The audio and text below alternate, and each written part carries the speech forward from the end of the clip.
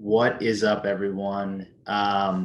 Welcome in to the very first episode of Johnny on the Track, a show that I am very excited for. We already have, in this first week, I'm going to be dropping 2 episodes, separate episodes. We already have 2 awesome guests. One being a NASCAR kind of opinionated guy, is not affiliated with NASCAR, but has great opinions on the sport, very knowledgeable, super excited to have him on. That is William Richard at NASCAR_opinion. So he's going to be the first guest we have on in this, first week. And then the second guest we'll have on, I always say this once, we'll go into it, more in the second episode. The second guest we will have is Randy the Plumber, who is a comedian. He's on TikTok, he's on Instagram, he's on Twitter. He's hilarious. He loves, everything about NASCAR.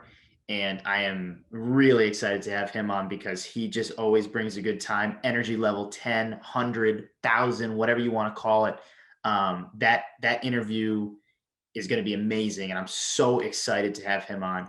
But that will be episode 2. So now, what exactly is this podcast? Well, it's called Johnny on the Track, and I'm your host, Johnny Menachia. I'm going to be doing a weekly podcast, guest-oriented. Each week, we will have a new guest.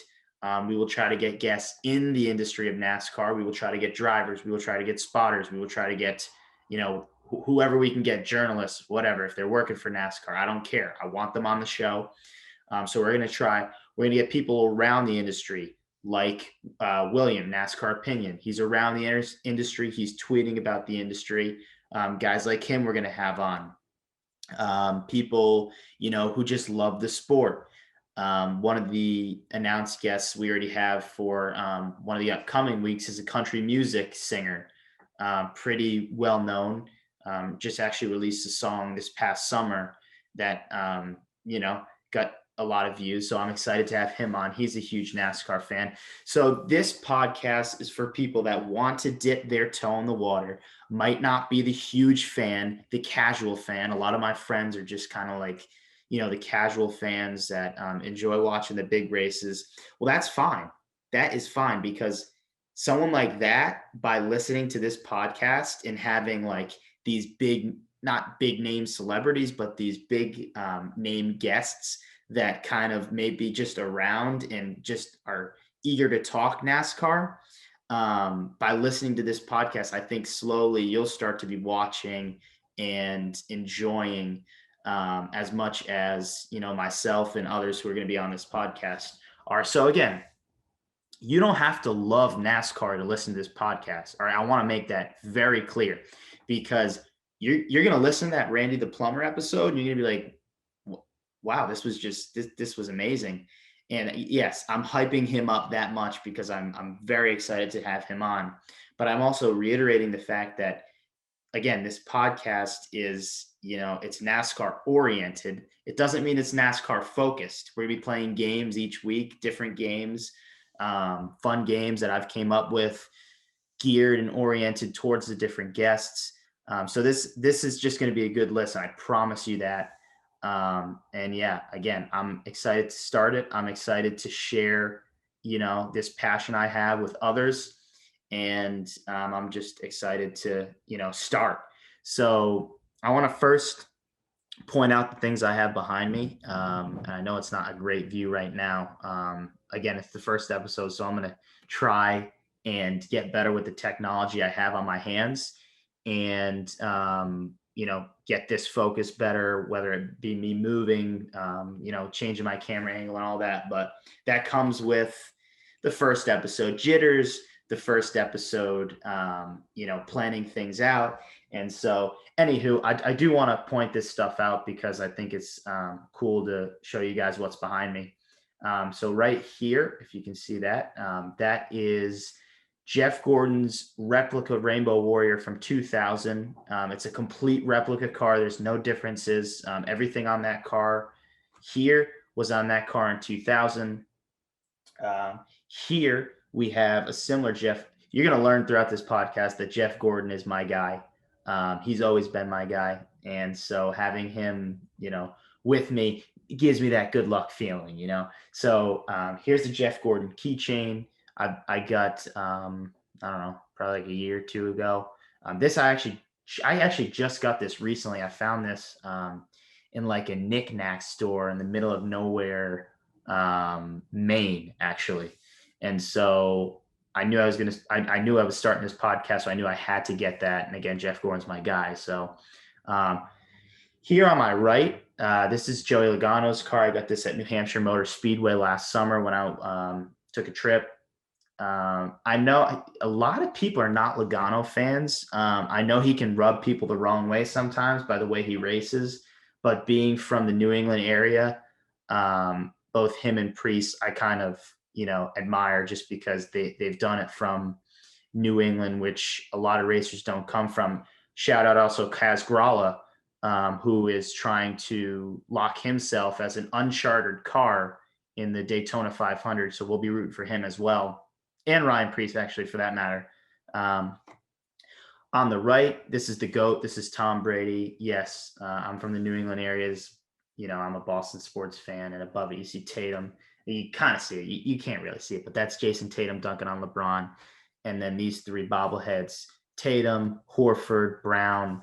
Again, I'm a Boston sports fan, but this is the GOAT. He just won his 7th Super Bowl. He went to his 10th. I know he's with Tampa now, but that is my guy forever. I love everything he's ever done for the city. And to me, he is, he's above every athlete of all time to me. So that's what I got behind me. So we'll move past that and we will just be excited. We're going to be excited for this first guest because he's very opinionated. He tweets things that a lot of people don't agree with sometimes, but they turn to fact. And people are like, damn, what the hell? Like, that guy was right again? What?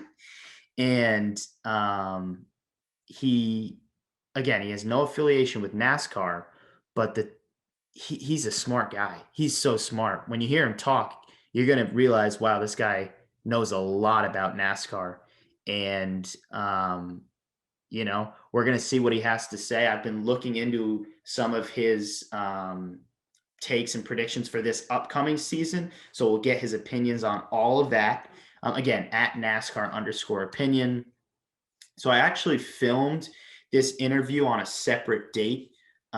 This interview is being filmed, I think, a couple, 1 or 2 days from now. I want to say Tuesday. Sorry. We'll be getting him on. So with that being said, I'm going to fast forward now to that interview. But I just wanted to introduce myself, introduce what I'm doing, introduce how this show is going to be working. And I hope you guys stick around. Again, these first 2 episodes, we are bringing the heat, we're bringing the fire, because I want to bring people in and show them, okay, this is a different kind of NASCAR podcast. This isn't something that I've listened to, listening to some other NASCAR podcasts. This is a good podcast. So again, I will now fast forward to my interview with William, and we're going to bring him on, now, I guess. All right. And here it is. It is time for the first guest, the inaugural guest on Johnny on the Track. And again, we've talked about him, but we'll put his name up here. William Richard. He goes by at NASCAR_opinion on Twitter. He's the co-founder of World Racing Media. And if you guys are looking for that on Twitter, that is at WR Media Group. And probably his biggest accomplishment now, I guess, would be that he is the first guest on Johnny on the Track. So, William, I really appreciate you coming on. I've let the fans know that you're going to bring the heat, you're going to bring the fire. So, we're excited. We're excited to have you. Yeah, I hope I can live up to the reputation. I appreciate it. Me and you were joking before we got on here. I was asking a couple weeks ago, when am I going to be the guest on something? I have I've had a handful of people that I've been able to interview, and I've never been invited to be the interviewee, which is something I enjoy doing because I love talking racing. Period. And as much as I enjoy asking questions, occasionally you like to be the guy that gets the questions asked to you. Right, right, and sure enough, that's what we'll be doing tonight. So let's get right into it. Let's start. There are a lot of drivers in new situations, in big situations. We look at Bubba Wallace with 2311. We look at Chris Bell with JGR. You go to Suarez with Trackhouse. Who are you most excited to see in their new situation and why? I mean, the easiest answer is to say I'm excited to see all of them because they have so much to prove. Me personally, probably Bubba Wallace. Bubba Wallace is probably the second or third, I would say, favorite driver that I have in the series. I'm a big Chase Elliott fan, but I've enjoyed watching Bubba over the years. I've enjoyed defending Bubba over the years, whether it was political, racing, whatever it was. And so I think this is by far the best situation he's ever been in. And he said it, there's no excuses. And Right. I'm more than welcome to say, if I end up being wrong about believing, I believe Bubba Wallace has talent. I believe in the right situation he can compete and maybe win some races. If I'm wrong about that, we'll find out in the next year or two. But that's who I'm excited about. I mean, there is no excuses. From what we heard, they turned down sponsorship, so you have to assume they have all the funding they would want or need. So there's no excuses. I mean, when you're turning away money, you better have your stuff ready. And he's in the prime spot to do it. And so we'll see if he can get it done. I think on top of that too, right? When you get a name like Michael Jordan into the sport of NASCAR, just a monumental sports figure in the history of sports in general. When he is Right. doing something, you would think he's going to do it to compete. He wants to win, and so I Right. think bringing Bubba on, he said he's giving him this opportunity. He knows the talent Bubba has. You and I know that the talent that Bubba possesses, and I think with that, Mike's going to give him the perfect equipment. He's in the right situation. He's going to build a culture that Bubba, feels comfortable in.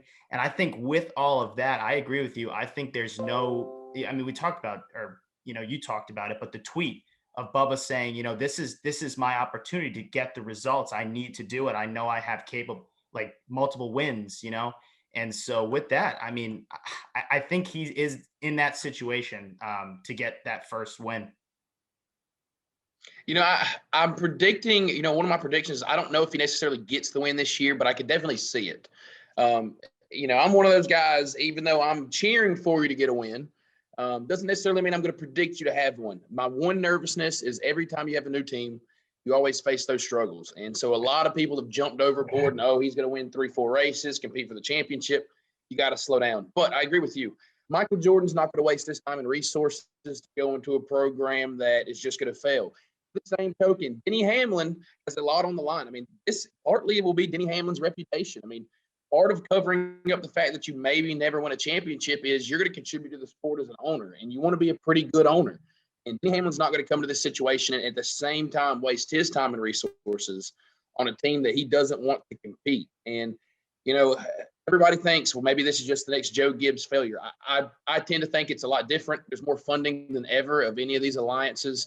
Also, Joe Gibbs has got to be tired of every other year trying to find a new partner. This is going to benefit them. I mean, this is a team that could be 2, 3, 4 cars down the road. Yeah. Toyota needs more cars. Joe Gibbs needs more cars, and this is their opportunity. Yeah, I mean, I agree with you. I agree with every point you made with Denny being that team owner. But I want to go now into, you mentioned your predictions, and I followed some of your predictions. And the one you gave at number one, I'll be honest, I was shaking my head a little bit, but I understand where you're coming from. And that is Kyle Larson not getting a win this season. Why do you think with Larson now moving to Hendrick with the, equipment they'll give him with this situation, Expand on why you think Larson won't get a win this year. Well, there'd be no doubt that it's my most nerve-wracking prediction, but that's the point of bold predictions, right? Like Right, right. I'm not going to sit here and just say, oh, he's not going to, I'm not going to sit there and say that Michael McDowell is not going to win a race this year because he's never won. Mhm. But I think the way I look at it in my mind is a lot of it's a gut feeling. We've seen this situation play out so many times, and it's so reminiscent of Casey Kane in the exact same car. Now, Casey Kane did win a couple of races his first year, Hendrick. And obviously this is my boldest prediction. So in a sense, I'm supposed to be wrong here. But the way I look at it and the way I say it's a very possible situation is, for one, kind of again the Casey Kane thing. People just assume that it's going to be a smooth transition. There's still a lot you have to learn when you join a new organization, a new team. Also, Kyle Larson's been out of the car for almost a year. I believe it's around 10 months or so. He's been out of the race car.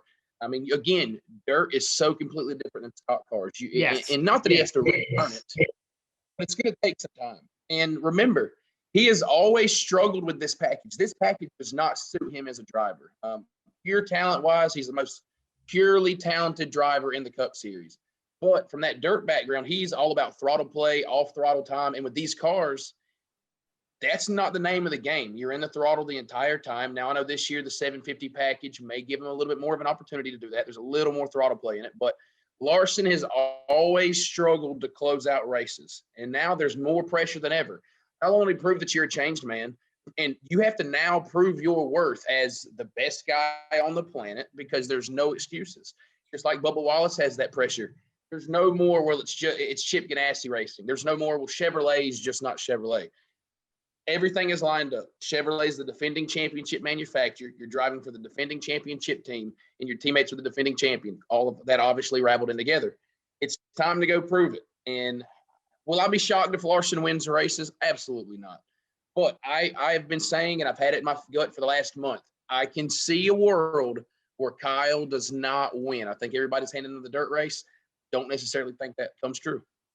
Yeah, so I think the unique part about this is there could be two polar opposite, scenarios. One, you call it. He doesn't have a good season. The success is not there this season in his first transition back into the Cup Series.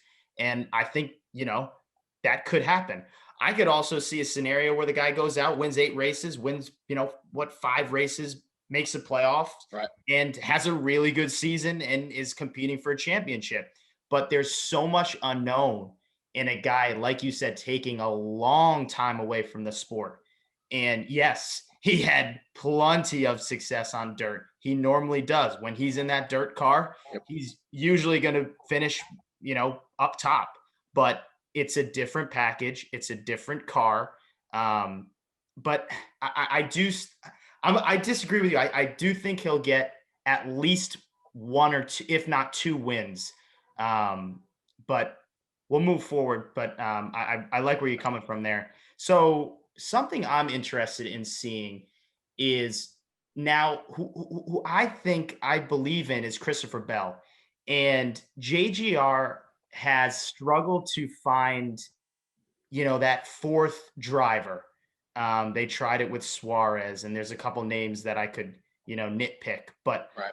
I think this 4th car with Christopher Bell, I think he's a guy we have to watch. I think we might see this guy perform and now give JGR 4 playoff cars. To that, what say you? I think there's a lot of potential. I think the secret here, and I can't remember who I saw tweeted out. I can't remember if it was somebody of really like an important relevance in the sense of the actual world of NASCAR. But I think the secret is that you don't make Christopher Bell the 4th car. They need a guy to work. At the end of the day, Joe Gibbs Racing is aging. Kyle Busch, I still think Kyle could easily run another decade, not getting any younger. Denny Hamlin, who just signed an extension, not getting any younger. And Martin Truex, who in theory could end up being the 4th wheel here. He's a guy where you always kind of wonder how deeply rooted is he at Joe Gibbs Racing. He's kind of forced to go there, kind of keep his career alive. But back to Christopher Bell, I mean, there's no doubt the talent's there. I mean, everybody makes a big deal about Kyle Larson, but remember, Christopher Bell is like Kyle Larson Jr., right? He Right. was the next Right. protege after Larson. I mean, he can literally win also. I would feel decently confident putting Christopher Bell in a dirt late model. And I'm not going to say he's going to go out and win his first start or second start like Kyle did, but I have a feeling he's going to go run pretty well. Right. People tend to forget that who's always racing with Kyle Larson when they battle on dirt? Christopher Bell. He's literally always the guy that he is racing with. And it makes you a little nervous because I used to have this little riddle that, like, Eric Jones was William Byron before William Byron was Christopher Bell. Like, there's always been this step ladder of guys. This is the next guy. Eric Jones has, I mean, I don't expect a lot from Richard Petty Motorsports, but in a sense, is starting to fizzle out. Yes. William Byron, who's obviously secured Hendrick, has not been what everybody thought he was going to be at the Cup level. I think Christopher Bell's more talented than both of them at a pure level, and I think this is his opportunity. I think the secret sauce is Joe Gibbs has got to give him the stuff. I mean, there's no doubt when you have big 3 and 4 car teams, there's always kind of the fourth wheel. Hendrick has notoriously had 1 or 2 cars that kind of lag behind the other 2. Stewart Haas always has 1 car that just seems to be a little bit out of the loop. Joe Gibbs Racing is going to be the same way. And so, maybe it becomes that Martin Truex Jr. character who's kind of the guy that doesn't get the best end of the deal, because Joe Gibbs has to make something work, because Christopher Bell, I mean, this is really their last strike. Like, if Christopher Bell doesn't work, I've already started seeing drivers move away from the Toyota development program because there's not room. And if you don't win in 2 years, you're gone. They kind of need Christopher Bell to be successful. But I agree with you. I think talent-wise, I think Christopher Bell could be very special. This year is going to tell a lot. I'm not sure if he wins, but at the same token, not going to be surprised if he wins. Right. And I like, yes, you brought up Eric Jones, and that's another good point. We talked Suarez, but those two, yeah, I do. I really think that Christopher Bell is a talent that can really hit with this fourth, I don't want to say underfunded car, but the car that doesn't get what the other cars get. And I really do. I think Christopher Bell can be that guy. So let's now move into the actual race this Sunday, the Daytona 500. I don't know if you've tweeted out a pick, but do you have someone in mind who you think, I'm going to put the money on this guy this Sunday? I don't know. I don't ever really pick a guy for plate races, even though they don't. I'm still going to call them plate races regardless if they run a straighter plate or not. But, with the package the way it is so hard to pick a guy. I'm supposed to make a pick Thursday on my podcast, NASCAR by the Numbers. I don't even know who. I mean, I don't have one. I think it's hard to pick against Denny Hamlin. Now, the odds would not have him winning 3 in a row. I can't necessarily see him winning 3 in a row, but nobody had won back-to-back since I was born when Sterling Marlin did it in the mid-'90s. So it's hard to pick against Hamlin. It's weird because you look at little things to give you a sign. I remember you used to go back and I remember the days of Jeff Gordon in his prime at Talladega. Right. In qualifying, he had a fast car. In practice, he was able to kind of move on his own. And you kind of had a sign that this car is a little bit better than the others.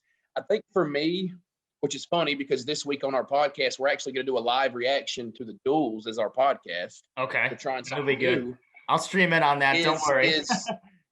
Yeah, we've never done it before, so we're going to try it. I think I'm going to really have to watch the duels and kind of see if there's anybody that stands out, because it's so hard to pick one right now when we haven't seen anything. And what stinks is, even though usually the Clash race car is not the car they're going to run in the 500, you still have this sense of which driver seems to be carrying some sort of momentum into the speed weeks. And now they're on a road course, so you're going to literally learn nothing about what the 500 is going to bring. I'm sure after qualifying, my mind will start rumbling a little bit about who, if the Hendrick cars are up front, I'm going to probably tend to sway towards them. They have a ton of speed, plate races. But the duels will probably be where it is. But I'm telling you, it's so weird and crazy to say this, but it's almost hard to bet against Denny Hamlin in this situation. I mean, it's crazy to think that he can win 3 in a row, but who's to say he couldn't? Yeah, and if I'm a betting man, I would go with Hamlin, just because I think, this is the story that a lot of people want to see. Can he win 3 in a row? And he would be going in. I would say that he is my pick.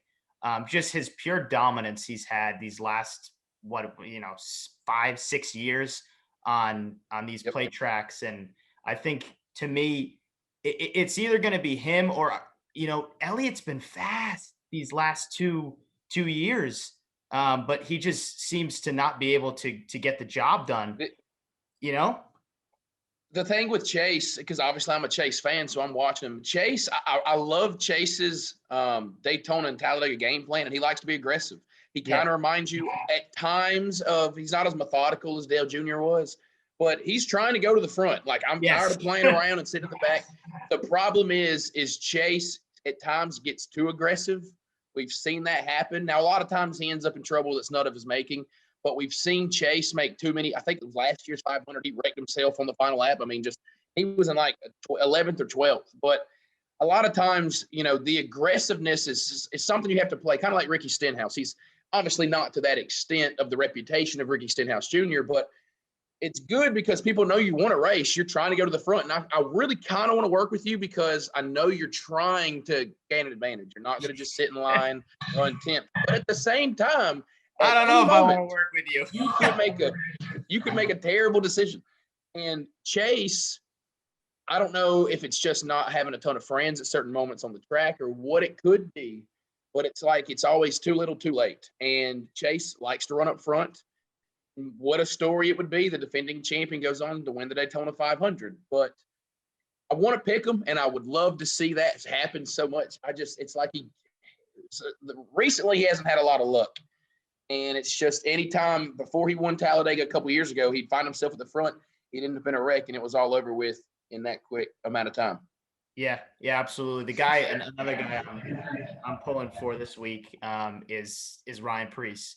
I'm a New England guy, and I followed Ryan, watched him race Whelen Tour races, and he had that momentum at Talladega late in the season last year, and I was rooting for him, and he's had success running good solid finishes at these plate tracks, but I don't know. I would love to see that, but we'll move now. And I'm sorry, I'm making you pick some of these things, but do you have by chance a dark horse championship pick? A dark horse title. It's so because I tweeted out like right after the championship last year. There's only like 7 or 8 guys that are realistically going to win the title. Right. So if I'm just going to have fun and pick a guy out of those, like I'm not going to pick out of those 7 or 8. So let me think of somebody who's kind of outside the cusp. I'll say this. This is the only guy I can think of that could maybe do it. I'll give you 2 guys, and I kind of look at these 2 guys as similar competitors. And that would be, and the only reason I would say these are not, I don't think these guys will win it. These are outside of that 7 or 8 that realistically are going to win it. But guys that I know are going to at least have a chance is probably going to be Alex Bowman and Ryan Blaney. Bowman I've been very critical of Alex Bowman. I'm not a big Alex Bowman guy, but he knows how to make the playoffs. He's starting to learn how to get deeper into the playoffs. And I've also been very, very critical on Ryan Blaney. People tend to not like some of the stuff I've had to say about Ryan, even though I like Ryan. I agree with you, Consistency is always a problem. But he has the equipment and he has the talent that if he can just put the consistency together, he can make a run. Yeah, I agree with you on the Blaney front. I mean, you surely know this, but last year was a huge disappointment for Ryan Blaney. I think going in, people thought top 8, he was going to be in the final 8, right? Am I right? And I'll put it this. Yeah, go. I'll put it this way. What would the reaction would have been if Chase Elliott would have done that? I mean, these are 2 guys that people love. I mean, they are the 2 top generation guys. And Yes. I'm a Chase Elliott fan, so obviously maybe naturally I see it more. There's people that are very critical of Chase, and they've been very critical of Chase for years. And I've sat there and said he's the best young driver in the sport. At this point, obviously, if a youngster comes out and wins more and does this, then I'll change my mind. But what if Chase Elliott would have done that? They would have been the choke memes. Oh, he was a choke. Oh, now he's back to his choking ways. He did this. He did that. Ryan Blaney doesn't catch that flack. He never has, even though he has half the wins that he probably should. And, I mean, how do you let that happen? I mean, your teammates both made the Final Four. And his only win was at Talladega, which is a hit or miss track for any driver, Yep. So yeah, Very true. yeah, yeah, you can go. Yeah, I mean, that's very true. I mean, look at what was he, a foot from Stenhouse winning that race? I mean, Yes. listen, listen, wins at Talladega and Daytona are wins. We can, the the earningness of it may not be of going out and dominating the Coca-Cola 600 or doing this or doing that, but you win a race. I mean, however you win it, you win a race. But when that's the only thing you seemingly know how to do, you have to start raising question marks sometimes because Michael Waltrip won all these races, but how do people view Michael Waltrip? Even though he's a two-time Daytona 500 champion, everybody's like, that's really all he could do. And so you kind of become a one-trick pony. That's how Ricky Stenhouse has become. Nobody picks Ricky Stenhouse unless you were at Talladega or Daytona. Right.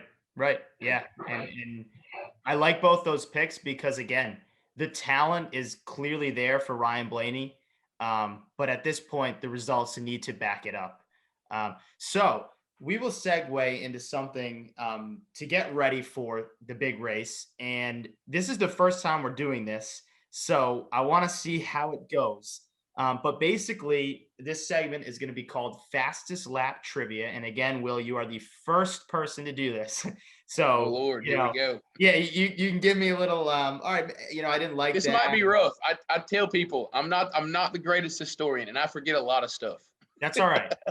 This is, I mean, it's a tough question, but I feel like it's one that, fans might be able to find out or, explore to the right answer. So how this is going to work is I'm going to ask you a question in which you have to answer in the fastest lap for, that track. So for instance, we're at Daytona this weekend. So the fastest lap ever in qualifying, we're doing this in qualifying, was a 42.782 lap time. So you basically got to answer this trivia question in 43 seconds, we'll say. Oh So God. I know. I might have to change it, but change it up. But we're gonna try. We're gonna give it a go. So the question is, and again, you have 43 seconds. You get as many guesses as you want.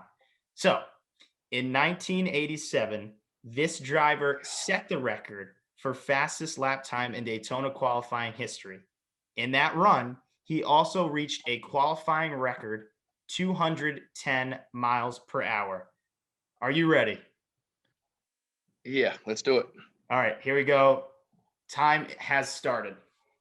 I'm gonna guess just because of that time. Was it Bill Elliott?